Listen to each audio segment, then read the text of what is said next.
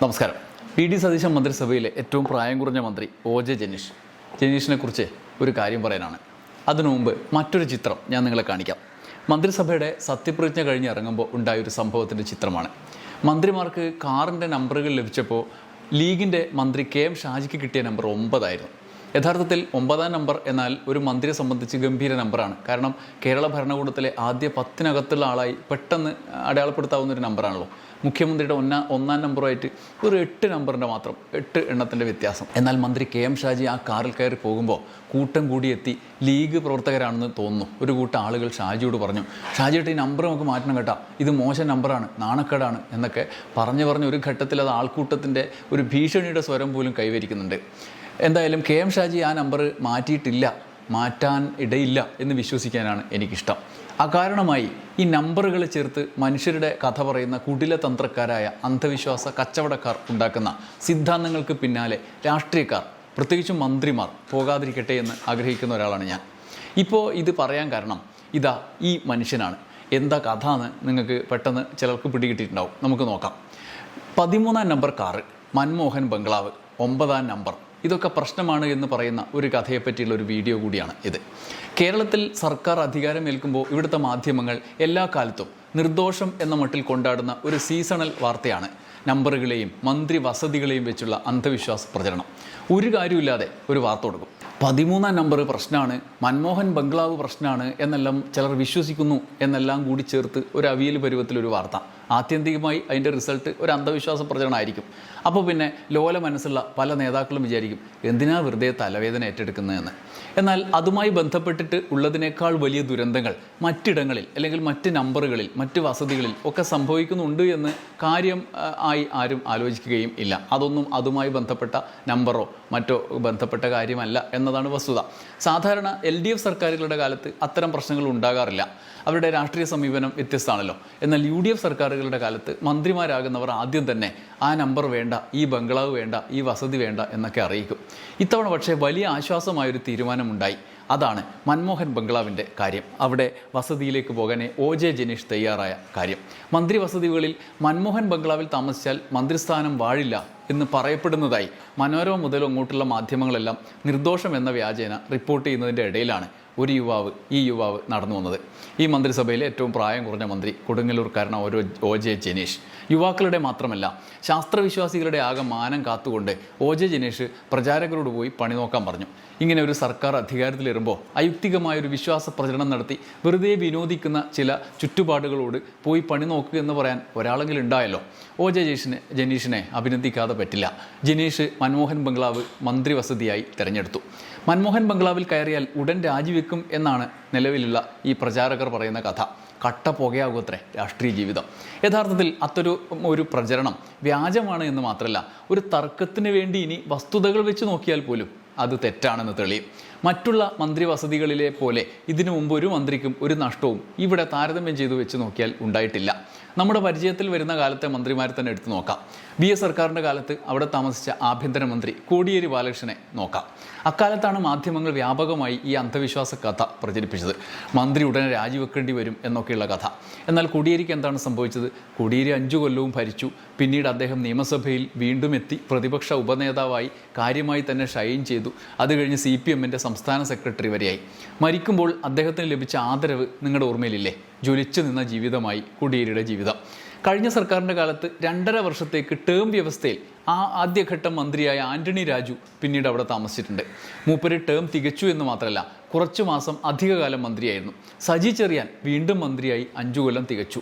അതുമാത്രമല്ല, ഇത്തവണത്തെ കൊടുങ്കാറ്റിലും പരാജയപ്പെടാതെ ജയിച്ചു വന്ന് പ്രതിപക്ഷത്തെ പ്രധാനപ്പെട്ട ഒരു നേതാവായി അദ്ദേഹം മാറി. മുമ്പ് മന്ത്രിയായിരുന്നപ്പോൾ അവിടെ താമസിച്ച മോൻസ് ജോസഫ് ഇപ്പോൾ വീണ്ടും VD സതീശൻ സർക്കാരിൽ മന്ത്രിയായി തിരിച്ചെത്തി. എന്നാൽ ഈ കുത്തിത്തിരിപ്പ് റിപ്പോർട്ടിങ്ങും പ്രചരണവും മൂലം അവിടെ താമസിക്കാൻ മോൻസ് ജോസഫിന് ഇത്തവണ താല്പര്യമില്ല എന്നാണ് തോന്നുന്നത്. പകരമാണ് അദ്ദേഹം O.J. ജനീഷ് കടന്നു വന്നത്. കാക്ക തൂറിയാലും വണ്ടിയുടെ ടയർ പഞ്ചറായാലും പിറ്റേന്ന് പത്രത്തിൽ വാർത്ത വരുമല്ലോ, മൻമോഹൻ ബംഗ്ലാവിൻ്റെ ഐശ്വര്യക്കേട് എന്ന്. മൻമോഹൻ ബംഗ്ലാവിൽ ഇത്രയും മികച്ച നേട്ടമുണ്ടാക്കിയവർ ഒരു നിര തന്നെ ഉണ്ടായിട്ടും അതിനെ മാത്രം വാർത്തയാക്കുന്നത് ഈ ഒരു ഉദ്ദേശത്തിലാണ്. മൻമോഹൻ ബംഗ്ലാവിനെ മാത്രം കേന്ദ്രീകരിച്ച് എന്നിട്ടും വാർത്ത നൽകുന്നത്. എന്നാൽ കഴിഞ്ഞ കാലത്ത് ദുഷ്പേര് കൊണ്ടും തിരിച്ചടികൾ കൊണ്ടും ആരോപണങ്ങൾ കൊണ്ടുമൊക്കെ രാജിവെച്ചു പോയതും തിരിച്ചടിയേറ്റതും തെരഞ്ഞെടുപ്പിലും തോറ്റിരിക്കേണ്ടി വന്നവരും ഒക്കെ താമസിച്ചത് മൻമോഹൻ ബംഗ്ലാവിലാണോ? മന്ത്രിമാർ രാജിവെക്കേണ്ടി വന്നവരൊക്കെ താമസിച്ചത് മൻമോഹൻ ബംഗ്ലാവിലാണോ? E P Jayarajan, K M Mani, K B Ganesh Kumar, A K Saseendran, എത്രയോ പേരുണ്ട്. ഇതൊക്കെ രാഷ്ട്രീയമായ അടിയും തിരിച്ചടിയും പടുകുഴിയും വാരിക്കുഴിയും ഒക്കെ ഉണ്ടാവുക എന്നുള്ളത് രാഷ്ട്രീയമായ സംഭവവികാസങ്ങളാണ്. അതിനൊന്നും താമസിക്കുന്ന വീടുമായി ഒരു ബന്ധവുമില്ല എന്ന യാഥാർത്ഥ്യം ഈ വസ്തുതകൾ നോക്കിയാൽ തന്നെ മനസ്സിലാവും. ഇനി ക്ലിഫ് ഹൗസ് എടുക്കുക. ക്ലിഫ് ഹൗസിൻ്റെ കാര്യം മാത്രം നോക്കിയാൽ മതി. മുഖ്യമന്ത്രിയുടെ ഔദ്യോഗിക വസതി. ക്ലിഫ് ഹൗസിൽ താമസിച്ച കഴിഞ്ഞ കാലത്തെ പിണറായി വിജയൻ അല്ലാതെ വേറെ ഏതെങ്കിലും മുഖ്യമന്ത്രി അവിടെ തിരിച്ചെത്തിയിട്ടുണ്ടോ? എത്ര പേർ കാലാവധി പോലും തികക്കാതെ രാജിവെച്ച് പുറത്തു പോകേണ്ടി വന്നിട്ടുണ്ട്? എത്ര പേർക്ക്? പോട്ടെ, ഭൂരിഭാഗവും പതനത്തിലേക്കല്ലേ പോയിട്ടുള്ളത്. K Karunakaran, A K Antony, ഇവരൊക്കെ രാജിവെച്ച് 4 കൊല്ലം കഴിയുമ്പോൾ രാജിവെച്ച് അതിൻ്റെ ഇടയിലോ ഒക്കെ പകുതിക്ക് രാജിവെച്ച് പോകുമ്പോൾ ഏതെങ്കിലും മുഖ്യധാര മാധ്യമം ക്ലിഫ് ഹൗസിൻ്റെ ഐശ്വര്യക്കേട് എന്ന് വാർത്തയാക്കിയിട്ടുണ്ടോ? ഇല്ല.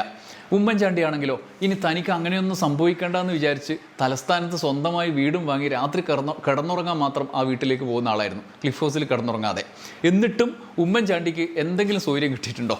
പക്ഷേ ക്ലിഫ് ഹൗസിനെ പറ്റി അങ്ങനെ ഒരു സൂചന പോലും നമ്മുടെ മാധ്യമങ്ങൾ റിപ്പോർട്ട് ചെയ്യില്ല.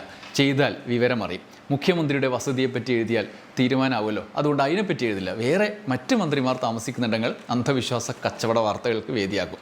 ഇതിലൊന്നും ഒരു കാര്യവുമില്ല എന്ന് റിപ്പോർട്ടർമാർക്കും അനുഭവസ്ഥർക്കും തന്നെ ബോധ്യമുണ്ടെങ്കിലും പക്ഷേ വിടൂല. എവിടെയാണെങ്കിലും സംഭവിക്കാവുന്ന കാര്യങ്ങൾ മാത്രമാണ് അവിടെ താമസിക്കുമ്പോഴും സംഭവിക്കുക. അതിൽ കുറവ് സംഭവിച്ചാൽ പോലും അതിനോട് ചേർത്ത് വെച്ച് വാർത്തയാക്കി കളയും. അല്ലാതെ അതൊക്കെ ഓരോ രാഷ്ട്രീയ നീക്കങ്ങളുടെ ഫലമാണെന്ന് തിരിച്ചറിവ് പകരാനല്ല തയ്യാറാവുക. അതിൽ ചിലതിനെ മാത്രം അന്ധവിശ്വാസവുമായി കൂട്ടിയിണക്കി വാർത്തകൾ ചമച്ച് മാധ്യമങ്ങൾ ആകെപ്പാടെ കൺഫ്യൂഷൻ ഉണ്ടാക്കും. എന്നിട്ട് ഞങ്ങളതിലൊന്നും കക്ഷിയല്ല എന്ന് ഭാവിക്കും. അതാണ് നമ്മുടെ രീതി. ആരും ചോദ്യം ചെയ്യില്ല, പേടിച്ച് അടങ്ങിയിരിക്കും. എന്നാൽ എന്തായാലും ഇക്കാലത്ത് OJ ജനീഷിൻ്റെ തീരുമാനം അഭിനന്ദിക്കുക എന്നുള്ളത് ഒരു കർത്തവ്യമാണെന്ന് തോന്നുന്നു. മൻമോഹൻ ബംഗ്ലാവ് തിരഞ്ഞെടുക്കാനുള്ള തീരുമാനം, അതും ഈ കാലത്ത്. ജീവിതത്തിൽ എന്തുണ്ടായാലും അതൊന്നും ഇതുമായി ചേർത്ത് വായിക്കാതിരുന്നാൽ മതി. അതിനുള്ള ശാസ്ത്രബോധം മാത്രം ഉണ്ടായാൽ മതി. ഇനി മറ്റൊന്ന് നമ്പറാണ്, 13ാം നമ്പർ കാർ. മന്ത്രിമാരുടെ കൂട്ടത്തിൽ 13ാം നമ്പർ കാർ എടുത്താൽ രാജ്യം വെച്ച് ഉള്ളതും പോയി പൊളിറ്റിക്കൽ കരിയറും തീർന്ന് തേരാവാര നടക്കുമത്രേ. ഇത്തവണ അത് പക്ഷേ ഒരു മന്ത്രിയും സ്വാഭാവികമായിട്ടും എടുത്തിട്ടില്ല. പേടിച്ച് തന്നെയാണ്. ലോല മനസ്കർ എന്തിനൊരു റിസ്ക് എന്ന് വിചാരിച്ചിട്ടുണ്ടാവും. കാരണം വണ്ടി ഒന്ന് കുഴിയിൽ വീണാൽ പോലും, ടയറൊന്ന് പഞ്ചറായാൽ പോലും, അയ്യോ വണ്ടിക്കിനി വല്ല കാക്കയും തുറിയാൽ പോലും, അയ്യോ 13ാം നമ്പർ ആയതുകൊണ്ടാണ് സംഭവിക്കുന്നതെന്ന് വാർത്ത കൊടുക്കും. അങ്ങനെ ചിലർ പറയുന്നുണ്ടത്രേ എന്നൊക്കെ പറഞ്ഞ് വാർത്ത കൊടുക്കാമല്ലോ. എന്നാൽ മന്ത്രി വണ്ടി ഇടിച്ച് ആൾ മരിച്ചതും ഏറ്റവും കൂടുതൽ പ്രതിപക്ഷ നേതാവായിരുന്നപ്പോൾ VD സതീശൻ എൻ്റെ വണ്ടിക്ക് അപകടം പറ്റിയതുമൊന്നും 13ാം നമ്പർ എടുത്തുകൊണ്ടല്ല. നമ്പറിനും മനുഷ്യനും തമ്മിൽ അത്തരമൊരു ബന്ധമില്ല. 13ാം നമ്പർ അങ്ങോട്ട് ചോദിച്ചെടുത്ത MA ബേബിയെ തന്നെ നോക്കൂ. മൂപ്പര് അക്കാലത്ത് VSൻ്റെ കാലത്ത് വിദ്യാഭ്യാസ മന്ത്രി ആയപ്പോഴാണ് തൊട്ടു മുമ്പത്തെ UDF സർക്കാരിൻ്റെ കാലത്ത് പ്രചരിച്ച ആ അന്ധവിശ്വാസം പൊളിക്കാൻ 13ാം നമ്പർ ചോദിച്ചു വാങ്ങിയത്. ബേബി 5 കൊല്ലവും ഒരു തടസ്സവുമില്ലാതെ ഭരിച്ചു. അതിനുശേഷവും മൂപ്പർക്ക് എന്തെങ്കിലും തിരിച്ചറക്കമുണ്ടായോ? ഇപ്പോൾ അദ്ദേഹം എവിടെയാണ്? CPMൻ്റെ ജനറൽ സെക്രട്ടറി ആയ ആളാണ്. ഒരു മാർക്സിസ്റ്റുകാരനെ എത്തിപ്പിടിക്കാൻ കഴിയാവുന്ന ഏറ്റവും വലിയ കസേരയിൽ ഇരിക്കുന്നു. എന്നാൽ പിന്നീട് വന്ന UDF സർക്കാരിൻ്റെ കാലത്ത് പതിവ് പോലെ 13ൻ്റെ കാര്യം കഷ്ടത്തിലായി. അത് കഴിഞ്ഞ് വന്ന പിണറായി മന്ത്രിസഭയിൽ ഡോക്ടർ തോമസ് ഐസക്ക് 13 ചോദിച്ചു വാങ്ങി. അദ്ദേഹം 5 കൊല്ലവും ഭരിച്ചു. എന്ന് മാത്രമല്ല, പിണറായി സർക്കാരിന് തുടർഭരണം സമ്മാനിച്ച നിർണായക വകുപ്പായി അതിൻ്റെ നായകനായി അദ്ദേഹം മാറി. ധനവകുപ്പിൻ്റെ അടിസ്ഥാന ജീവിതത്തെ തന്നെ മാറ്റിമറിച്ചതിൻ്റെ ഖ്യാതി സാധാരണ ജനങ്ങളിൽ നേടി. ഇപ്പോഴും അദ്ദേഹത്തിൻ്റെ രാഷ്ട്രീയ വ്യക്തിത്വം ആദരണീയമായി നിലകൊള്ളുന്നു. കഴിഞ്ഞ സർക്കാരിൽ കൃഷിമന്ത്രിയായ P പ്രസാദ് 13ാം നമ്പർ അങ്ങോട്ട് ചോദിച്ചു വാങ്ങിയതാണ്. മൂപ്പര് 5 കൊല്ലം മന്ത്രിസ്ഥാനം തികച്ചു എന്ന് മാത്രമല്ല, ഇപ്രാവശ്യത്തെ LDF വിരുദ്ധ കൊടുങ്കാറ്റിലും ഉലയാതെ ഈ തെരഞ്ഞെടുപ്പിൽ ജയിച്ച് നിയമസഭയിലെത്തി. അപ്പോഴാണ് VD സതീശൻ സർക്കാരിൽ 13ഉം മൻമോഹൻ ബംഗ്ലാവും ഒക്കെ ഇങ്ങനെ നിൽക്കുന്നത്. 13ാം നമ്പർ എല്ലാവരും ഇപ്പോൾ വേണ്ടെന്ന് പറഞ്ഞിരിക്കുകയാണത്രേ. മൻമോഹൻ ബംഗ്ലാവ് ആർജവത്തോടെ ഏറ്റെടുത്ത് താമസിക്കാൻ OJ ജനീഷ് ഉണ്ടായി. യുവതലമുറയുടെ മാനം കാത്തതിന് OJ ജനീഷിന് നന്ദി. ഇനി അങ്ങോട്ട് അദ്ദേഹത്തിൻ്റെ ടയർ പഞ്ചറാകുമ്പോഴോ വിമർശനം ഉയരുമ്പോഴോ ഒക്കെ ഉടനെ താമസ സ്ഥലത്തിൻ്റെ കഥയും പൊക്കിപ്പിടിച്ച് വരല്ലേ എന്ന് നമ്മുടെ മാധ്യമ റിപ്പോർട്ടർമാരോട് അഭ്യർത്ഥിക്കുക. ഈ ഒരു ഇളവ് അദ്ദേഹത്തിന് കൊടുക്കണം. അടുത്ത 5 കൊല്ലം ബാക്കി സ്വസ്ഥത തേടി 13ാം നമ്പർ എടുക്കാതെയും മൻമോഹൻ ബംഗ്ലാവിൽ താമസിക്കാതെയും മാറി നിന്ന എത്ര മന്ത്രിമാർക്ക് അതിലും കുറഞ്ഞ സ്വസ്ഥത കിട്ടുന്നു എന്ന് വേണമെങ്കിൽ ഒന്ന് കണക്ക് നോക്കിക്കോ. എന്നിട്ട് അവർ താമസിക്കുന്ന വീടുമായിട്ടും ആ നമ്പർ, അവർ ഉപയോഗിക്കുന്ന നമ്പറുമായിട്ട് ചേർത്ത് പുതിയ അന്ധവിശ്വാസം ഉണ്ടാക്കരുത് എന്ന് മാത്രം. എന്തായാലും OJ ജനീഷിന് ഒരിക്കൽ കൂടി നന്ദി. ഇനിയിപ്പോൾ മന്ത്രി KM ഷാജിയുടെ 9ാം നമ്പർ കാറിൻ്റെ കാര്യം എന്താണെന്ന് മാത്രം നമുക്ക് കാത്തിരുന്ന് ആലോചിച്ചാൽ മതി. നന്ദി, നമസ്കാരം.